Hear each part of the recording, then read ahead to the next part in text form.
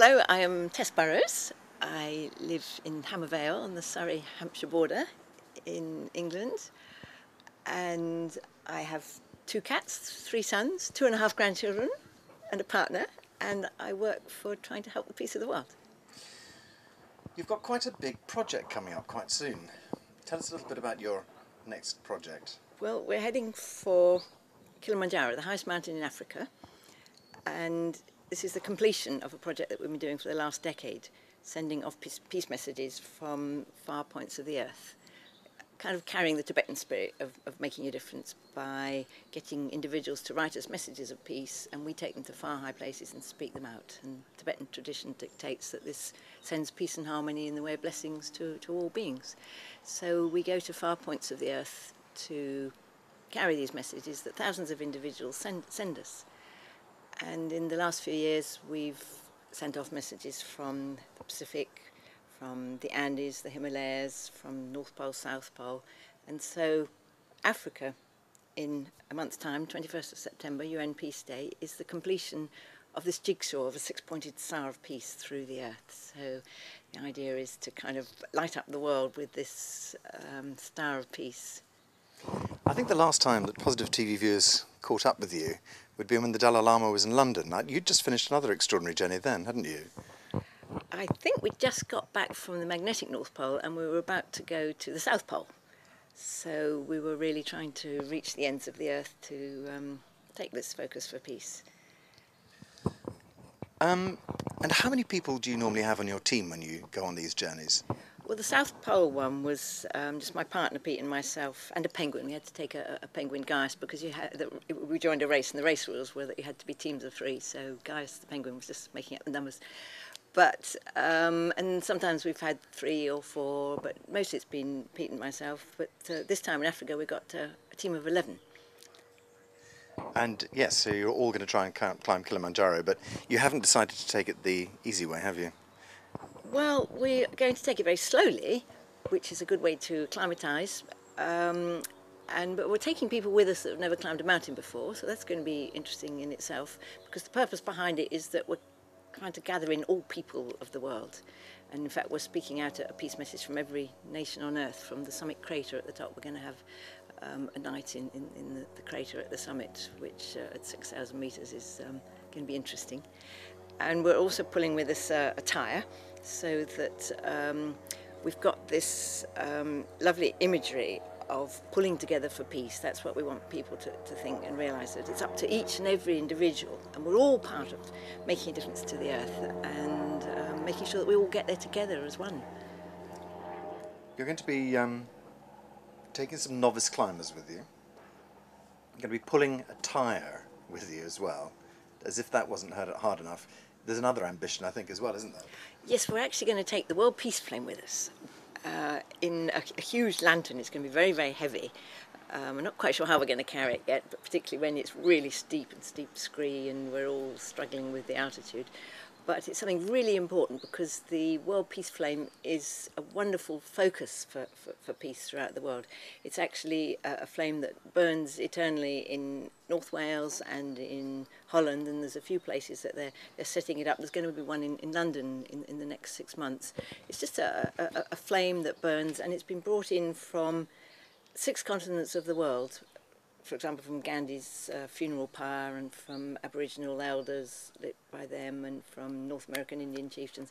All peacemakers around the world have sent in their flames to combine as one peace flame which burns. And then it's sent out to various places in the world that need the light of peace to try and help all the war-torn areas. And many individuals just light it every day. It's just really a symbol of light and positivity and lovingness, that all is well and we can all make a difference and we can all live peacefully in harmony together. So we want to carry this flame lit the whole way up, and obviously we're going to be lacking in oxygen at the summit, where we've got about 50% of the oxygen as we have down here. But yeah, it's going to be brilliant to get it to the highest point in Africa. And I believe one of my colleagues is going with you as well. We have Nicholas Pilbrow with us. We're very excited. He's actually the oldest team member we have, so he'll probably get a bit of ribbing for that. but we'll all be helping each other and working together, which I think is very much the ethos behind what we're doing. That as a group we can get there. So it's much the same in many aspects of life at the moment. Individuals would struggle, but together we can do extraordinary things if everybody has the same focus. Your messages of peace. So, explain. You've invited people to deliver messages to your website, or how does it work? You can do it to our website, climbfortibet.org. But I've been doing various talks or kind of standing at fairs or just chatting to people and just collecting peace messages over the last couple of years. We've been doing this for a decade, and each time we do a major climb we've been collecting more peace messages. So the African ones we've been collecting for a couple of years, but so far I've got about 2,200, so we've got a month before we go. So anyone that would like to send us a peace message for us to speak out from the summit of Kilimanjaro, please go to our website, www.climbfortibet.org. I mean, I can imagine, is this all self-funded, or do you need help to fund it as well? It's kind of very much trusting the universe. On many occasions we've just completely made ourselves broke to do it.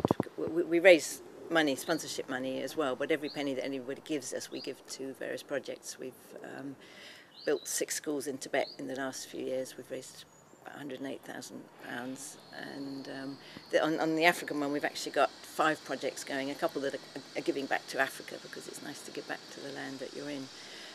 Just different charities. The trouble is you want to help everything, and you just continue, but it's really important to, at a practical level, to help and raise sponsorship as well. But for our own expenses we of course just somehow trust that the universe will provide funds, and always does.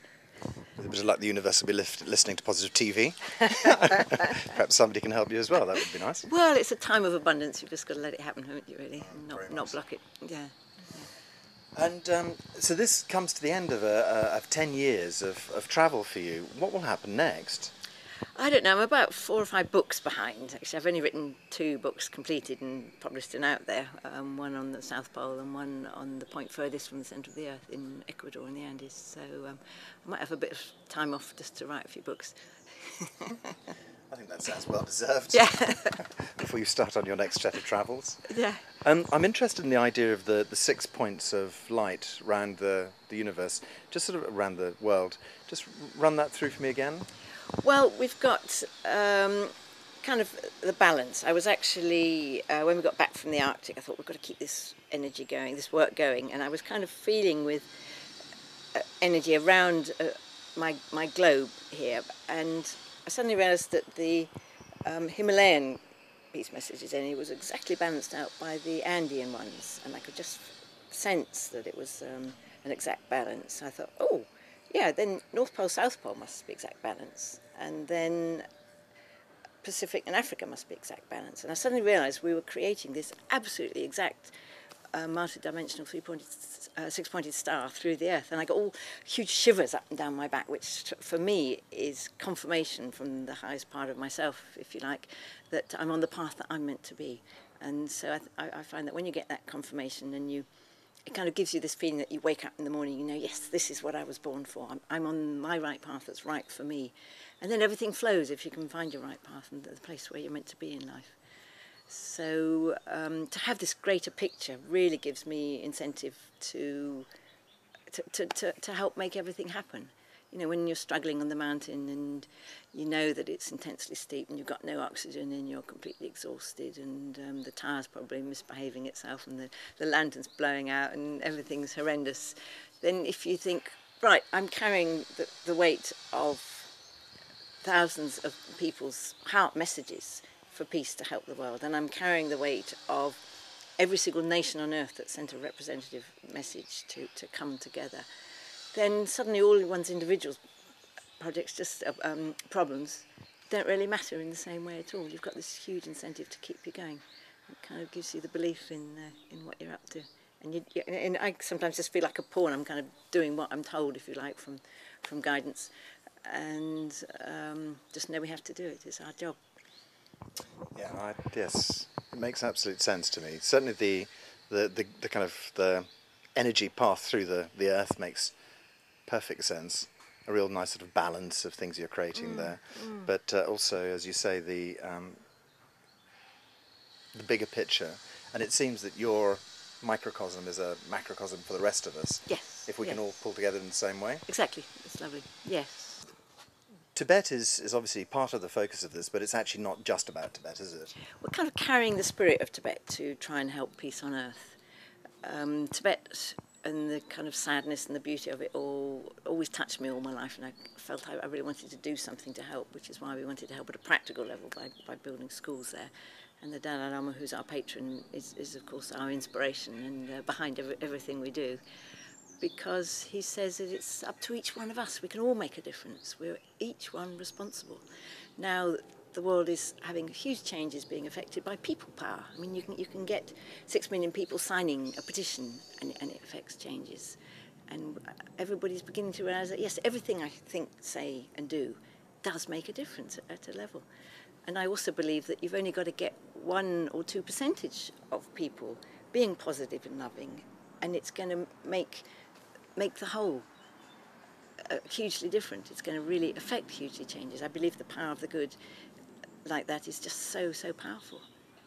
That you know, every person that does some tiny thing, if it's positive, does make a difference. So I think this kind of carries behind the peace messages and what we're doing. Thank you very much for your gorgeous project, and thanks for talking to Positive TV. Thank you, Jeremy.